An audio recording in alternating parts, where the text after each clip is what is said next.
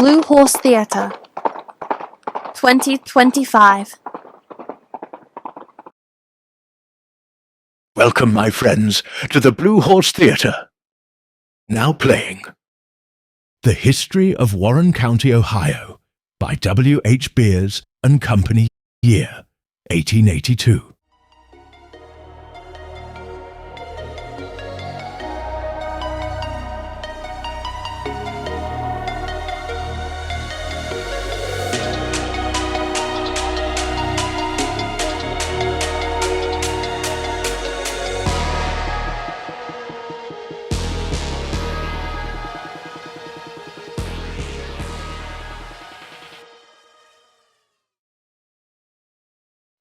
May 1st, 1803. The birthday of Warren County, Ohio. Warren County was established by an act of the Ohio General Assembly on March 24, 1803, with the legislation taking effect on May 1st of the same year. The county was carved out of the larger Hamilton County, reflecting the state's efforts to create more manageable administrative regions as the population grew. The county was named in honor of General Dr. Joseph Warren, a Revolutionary War hero who died at the Battle of Bunker Hill.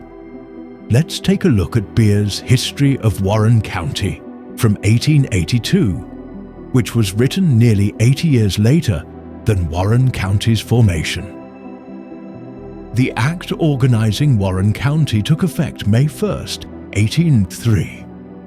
The legislature had elected 3 associate judges and fixed a temporary seat of justice. The first official business of the new county was transacted at a meeting of the associate judges, William James, Jacob D. Lowe, and Ignatius Brown. At the house of Ephraim Hathaway, the temporary seat of justice, May 10th, 1803, when the whole county was divided into 4 townships.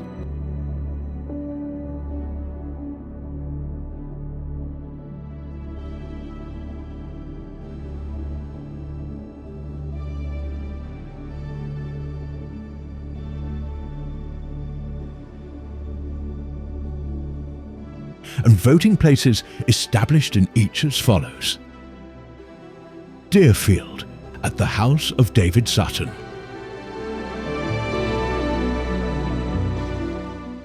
Franklin, at the house of Edward Dearth.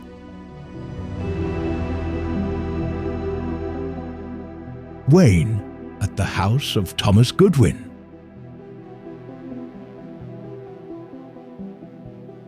Hamilton, at the house of James Miranda.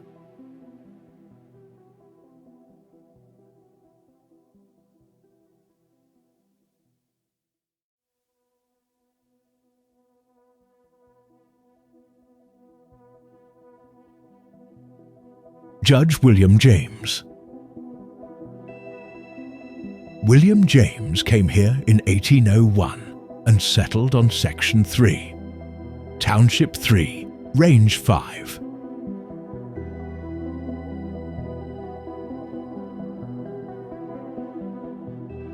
He was elected as one of 8 members of the legislature from Hamilton County in the first general election under the Constitution of 1802, and was a member at the time of the formation of Warren County, and was elected one of the first associate judges of the county, and assisted in dividing the county into townships.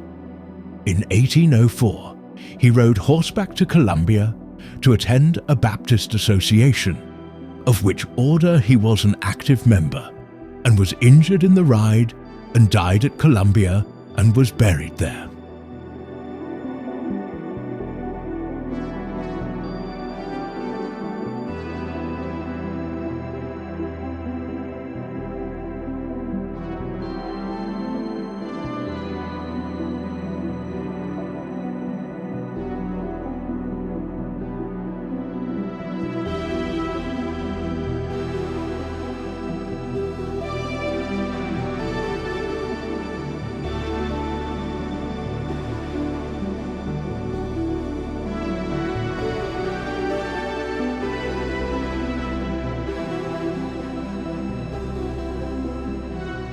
William James by Josiah Morrow.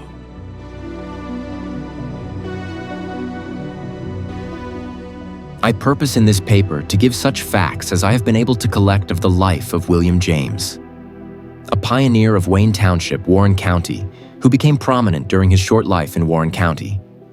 This is the first sketch of the pioneer ever put in type. He died 3 years after his settlement in the Miami country. Out in that brief time, he was honored with 2 important offices: representative in the first state legislature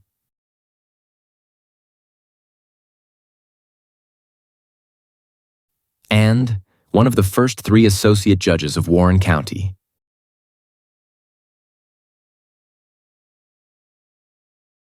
He came from Berkeley County, Virginia in 1801 and settled upon a half-section 3 miles north of Waynesville.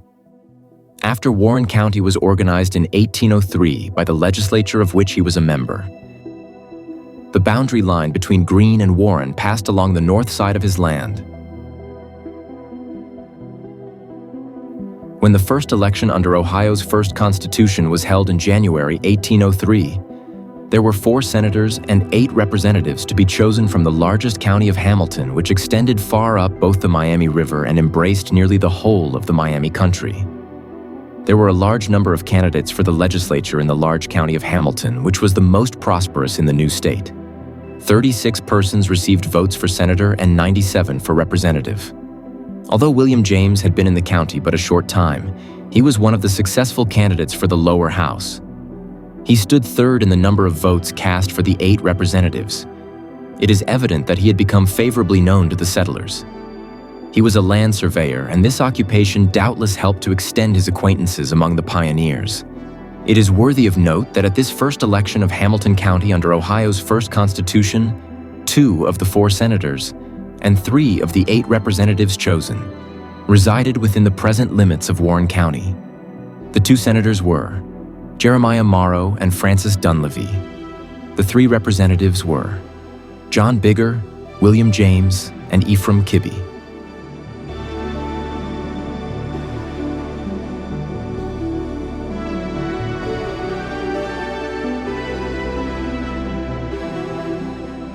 William James took his seat as a representative in the First General Assembly of Ohio, which met at Chillicothe March 1, 1803, and was in session about 6 weeks. This legislature elected a larger number of important offices than any other in Ohio has since done. The first judges of the Supreme Court and of the Common Pleas Courts were elected, and on April 6, 1803, the 2 houses met in joint session and selected 3 associate judges for each of the then existing and the newly organized counties. For the new county of Warren, William James, Jacob D. Lowe, and Ignatius Brown were chosen associate judges for the term of 7 years. The office of associate judge was one of the most important and responsible of the county offices under the Constitution of 1802. William James was permitted to hold the office only a short time. In the autumn of 1804, he attended a meeting of the Miami Baptist Association at Dutch Creek Church near Cincinnati.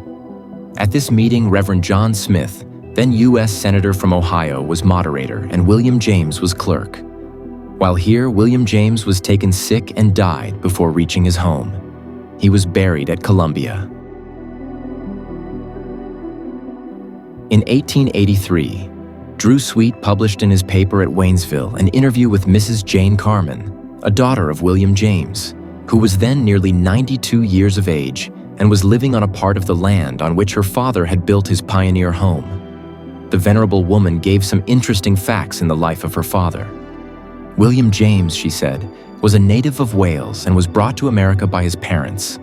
He and his family were living in Berkeley County, Virginia, now West Virginia, when she was born December 2, 1791. Her home was 3 miles from one of the famous Virginia springs, probably Big Capon.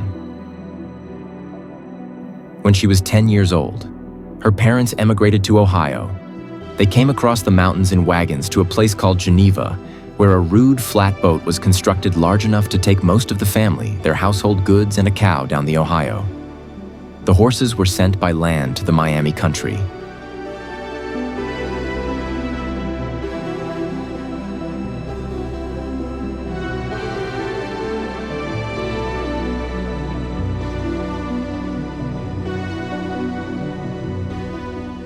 boat reached Colombia after a voyage of 3 weeks. The family was taken to the half section the father purchased, and for which he agreed to pay $2.25 per acre payable in 4 payments. Among the members of the family tenderly cared for in the pioneer cabin was Mr. James' mother, who had come from Wales and was quite old and entirely blind. The venerable lady, as is the case with many blind people, was happy and contented in her home in the woods, and she would sit and sing by the hour. It is pleasing to record that the pioneer in his will enjoined upon his wife and children that they take particular care to provide amply for the comfort of his aged mother. Mrs. James lived to an extreme old age. Her grave is in Tile Old Graveyard by the Middle Run Church.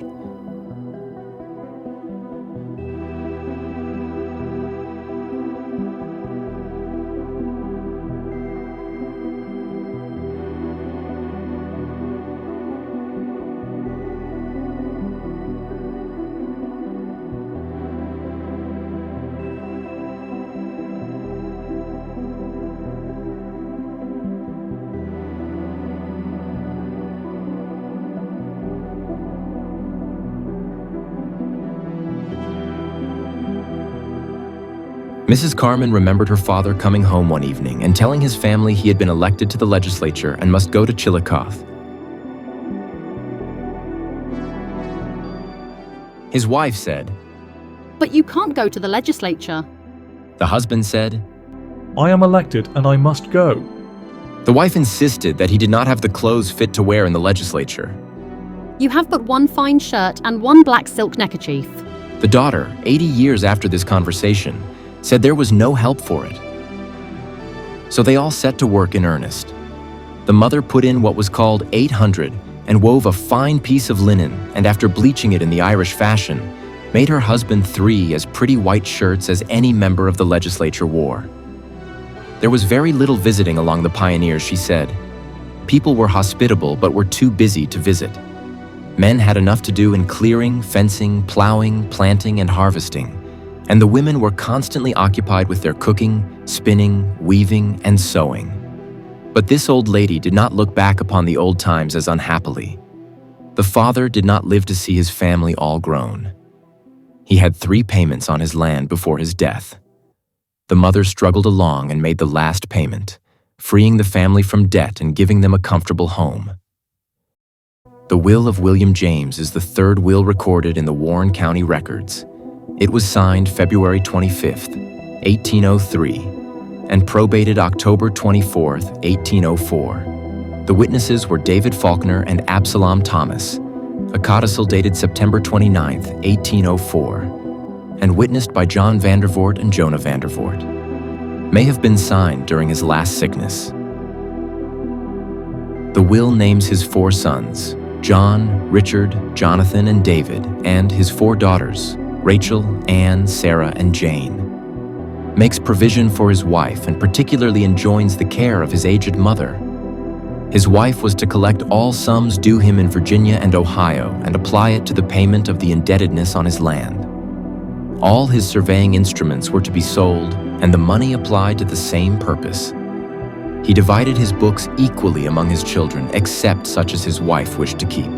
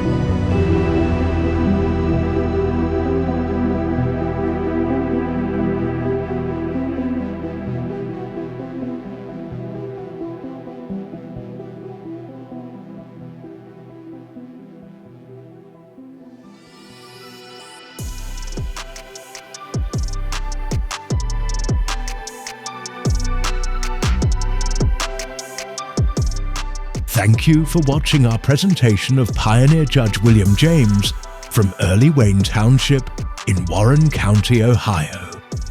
Join us next time for more pioneers of Warren County, Ohio. My friends and fellow historians, thank you for watching and see you next time. This has been Blue Horse Theatre.